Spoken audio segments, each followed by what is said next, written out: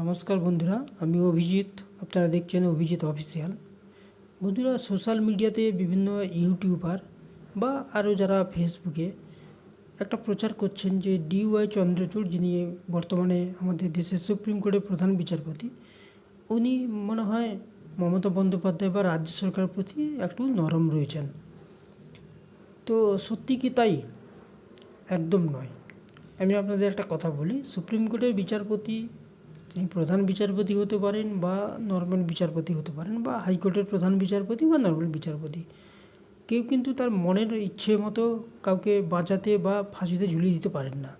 ওনার সামনে যে এভিডেন্স থাকে, সেই এভিডেন্সের উপর ভিত্তি করে ওনারা জাজমেন্ট দেন। তো আপনারা যদি দেখেন যে যেই এই যে অভয়া হত্যাকাণ্ড নিয়ে যে এত আন্দোলন চলছে, সুপ্রিম কোর্টে মনিটরিংয়ে সিবিআই ইনকোয়ারি চলছে, আপনারা যদি দেখেন তো সিবিআই কিন্তু এখনও পর্যন্ত, আজকে 1 মাসের উপর প্রায় ইনকোয়ারিটা হয়ে গেল, এখনও পর্যন্ত কিন্তু কোনো শক্তপোক্ত এভিডেন্স কিন্তু কোথাও পেশ করতে পারেনি। যে একজনকে কলকাতা পুলিশ অ্যারেস্ট করেছিল, যাকে সিবিআইকে হ্যান্ডওভার করে দিয়েছে কলকাতা পুলিশ, সমস্ত ডিটেলস সিবিআইকে হ্যান্ডওভার করে দিয়েছে। সিবিআই কিন্তু ওখান থেকে যেটা আপাত দৃষ্টিতে মনে হচ্ছে 1 ইঞ্চিও এগোতে পারেনি। ওই যেই জায়গায় ছিল ওই জায়গায় কোনো এভিডেন্স সুপ্রিম কোর্টে পেশ করতে পারেনি। তো সুপ্রিম কোর্ট কী করবে যদি আপনার দেখে সামনে যিনি ইনকোয়ারি এজেন্সি, তার কাছে কোনো এভিডেন্সই নেই? সুপ্রিম কোর্ট কি জনগণের অভিযোগের ভিত্তিতে বা কিছু মিডিয়ার অভিযোগের ভিত্তিতে কাউকে ফাঁসিতে ঝুলিয়ে দেবে? নিশ্চয় নয়। তো স্বাভাবিক ব্যাপার, সুপ্রিম কোর্টে সেটাই হচ্ছে। তো এর জন্য জাজদের দোষ দেওয়াটা একদম ঠিক না। সুপ্রিম কোর্টে জাজরা নিশ্চয়ই প্রফেশনাল, এবং তাদের সামনে যে এভিডেন্স আসছে তার ভিত্তিতে ওনারা অর্ডার দিচ্ছেন এবং দেখছেন যে যা কিছু যেমন একটা জাজমেন্ট ওনারা দিয়েছেন, মানে সুপ্রিম কোর্টের প্রধান বিচারপতিই বলেছেন মূলত এই গত সোমবার, যে মঙ্গলবার বিকেল 5টার মধ্যে জুনিয়র ডাক্তাররা যদি কাজে যোগদান না করেন, তাহলে রাজ্য সরকার যদি ওদের বিরুদ্ধে কোনো ব্যবস্থা নেয়, তাতে সুপ্রিম কোর্ট হস্তক্ষেপ করবে না। তো এইটা নিয়ে অনেকে আমি দেখছি বিভিন্ন সোশ্যাল মিডিয়াতে প্রচার করছে যে মমতা বন্দ্যোপাধ্যায়ের সরকারকে বা রাজ্য সরকারকে সুপ্রিম কোর্টের প্রধান বিচারপতি বাঁচিয়ে দিচ্ছেন। ঘটনাটি কিন্তু একদম নয়।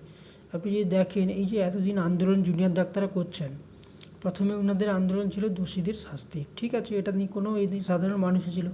তারপরে এলো কি কলকাতা পুলিশ কমিশনারের পদত্যাগ। তো কলকাতা পুলিশ কমিশনার যদি পদত্যাগ করতে হয়, বা ওনার অভিযোগটা কি পদত্যাগ করার জন্য, যে উনি প্রমাণ লোপাট করেছেন। যদি সত্যিকারে উনি প্রমাণ লোপাট করেছেন, তো আপনারা সিবিআইকে গিয়ে বলুন না, যে সিবিআই তো অ্যারেস্ট করতেই পারে, জিজ্ঞাসাবাদ করতেই পারে। যদি সিবিআইয়ের কাছে কোনো কংক্রিট এভিডেন্স থাকে যে কলকাতা পুলিশ কমিশনার প্রমাণ লোপাট করেছে, তো সিবিআই তাদের বিরুদ্ধে ব্যবস্থা নিতে পারে। কিন্তু আপনারা অভিযোগ কেন রাস্তায় করছেন? যে রাস্তায় কোনো বিচার তো হয় না।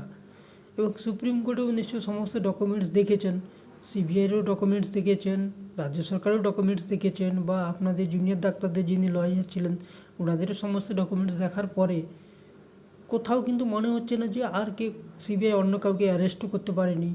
সেই একজনে রয়েছেন এবং ঘুরিয়ে ঘুরিয়ে গোল গোল করে জবাব দিচ্ছেন। ফলে সুপ্রিম কোর্টের সামনে এখন মাসের পর মাস, তো সুপ্রিম কোর্টেরও তো একটা দেশের প্রতি দায়িত্ব আছে। দেখা যাচ্ছে যে জুনিয়র ডাক্তাররা যদি আন্দোলন চালিয়ে যায়, তো সরকারি হাসপাতালে পরিষেবা সাধারণ মানুষ পাবে না। তো সুপ্রিম কোর্টের একটা দায়িত্বের মধ্যে পড়ে, সুপ্রিম কোর্ট এটা বলেছে, এর জন্য কোনো অন্যায় নেই। সিবিআই যদি কোনো মারাত্মক কিছু অভিযোগ পেশ করতে পারতো বা কোনো এভিডেন্স পেশ করতো, সুপ্রিম কোর্ট নিশ্চয়ই ব্যবস্থা নিত। তারপরে যদি কিছু না নিত, তখন আমরা ভাবতাম যে হয়তো কিছু রাজ্য সরকারকে বাঁচানোর চলছে। তো এমন তো কোনোই চোখে পড়ার মতো সিবিআই এভিডেন্স পেশ করতে পারেনি। কোন ভিত্তিতে মানুষ বলবে যে কোর্ট দোষ? কোর্টের কোনো ভুল নেই। যারা ইনভেস্টিগেশন এজেন্সি, তারা যদি ঠিকমতো এভিডেন্স প্রমাণ বা সাবমিট করতে না পারে, তো যাদের করার কিছু নেই। এবং এইটাই কিন্তু একসময় যারা সুপ্রিম কোর্ট বলেছেন যে গত মঙ্গলবার 5টার মধ্যে কাজে জয়েন করতে, তারপরেও দেখা যায় যে জুনিয়র ডাক্তাররা কেউ কাজে জয়েন করছেন না, আন্দোলন চালিয়ে যাচ্ছেন। তো এর ফলে দেখা যাবে হয়তো সুপ্রিম কোর্ট আরও কোনো কড়া ব্যবস্থা নেবে। তখন এর জন্য রাজ্য সরকারের সাপোর্টে এই ধরনের কোনো ব্যাপার নেই। আপনাদের দাবি অযৌক্তিক। যে ধরনের দাবি আপনারা করছেন, আন্দোলন যেখানে করার কথা সেখানে আন্দোলন না করে অন্য জায়গায় করছেন, যার বিরুদ্ধে আন্দোলন করার কথা সেখানে না করে অন্য জায়গায় করছেন। তো সুপ্রিম কোর্ট এইগুলো তো বেশি দিন চলতে দিতে পারে না। তো সুপ্রিম কোর্ট ব্যবস্থা নেবে, যদি নেয় তো তাতে সুপ্রিম কোর্টকে দোষ দিয়ে লাভ নেই। ইনভেস্টিগেশন এজেন্সি বা আপনাদের আন্দোলনের পথটাকে ভেবেচিন্তে দেখা উচিত। দেখা যাক আগামী দিনে কী হয়। আপনারাও লক্ষ্য রাখুন, আমরাও লক্ষ্য রাখবো। ধন্যবাদ।